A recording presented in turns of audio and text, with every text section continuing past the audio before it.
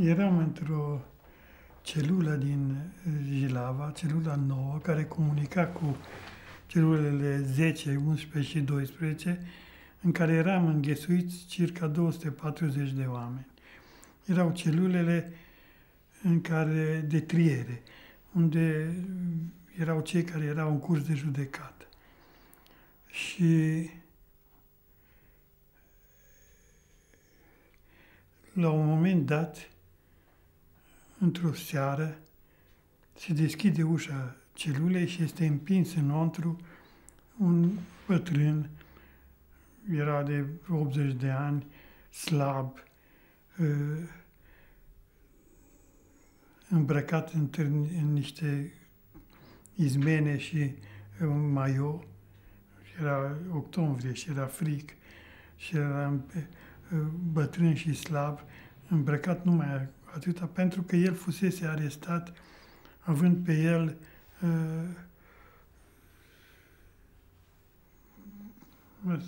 vestmintele lui preoțești. Și ele le-au fost confiscate și a rămas numai, nu i s-a dat nicio altă haină și a rămas numai așa. Și a fost împins în celula noastră și bineînțeles că imediat zvonul a mers, Monseniorul Ghica. Am fost cu toții foarte impresionați, toți îl știam, toți cunoșteam despre el, adică majoritatea dintre cei de acolo, și am fost repede m-am dus la el. Primul lucru de care a trebuit să ne îngrijim este să-l îmbrăcăm.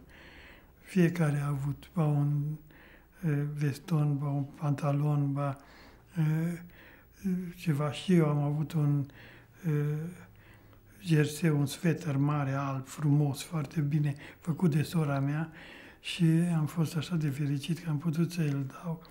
M-am dus și l-am dat, n-a vrut să-l primească, dar până la urmă l-am convins, că am arătat că aveam garderobă bogată și nu aveam nevoie de el. A fost foarte...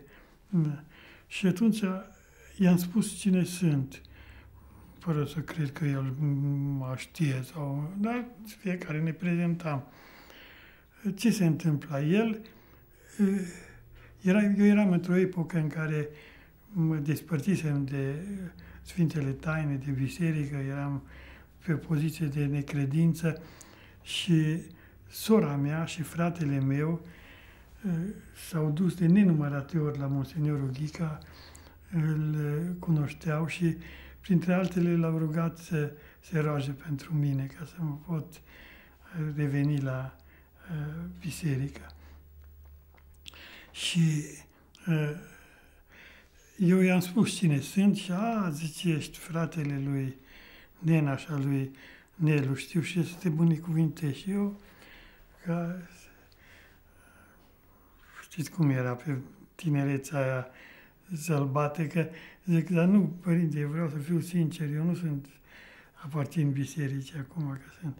Și atunci el s-a uitat la mine, nu uit nici acum privirea lui și a spus, nu e adevărat.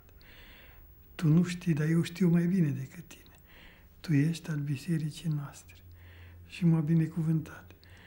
În momentul acela am simțit că am revenit la acasă, că nu mai sunt departe de biserică. Este ceva, nu pot să spun ce sentiment am avut. M-a binecuvântat și mi-a spus, nu, eu știu mai bine decât tine. Eu te cunosc și știu. De unde mă cunoști? Dar nu ați văzut. Tu ascultă ce spun eu. Și, într-adevăr, așa a fost. L-am întrebat atunci, știi, făcut această greșeală, să-l întreb ceea ce întrebam pe toți, pe cei care vineau de afară. Noi, fiind preocupați în primul rând de ce se întâmplă, de evenimentele de afară, de șansele noastre de eliberare, dar ne-am întrebat, Monsenior, ce se mai aude? Când vom fi liberi? În momentul când am spus lucrul acesta, nu știu, privirea lui, zâmbetul lui, mi-am dat seama de greșeala mare pe care am făcut-o, de prostia pe care am spus-o.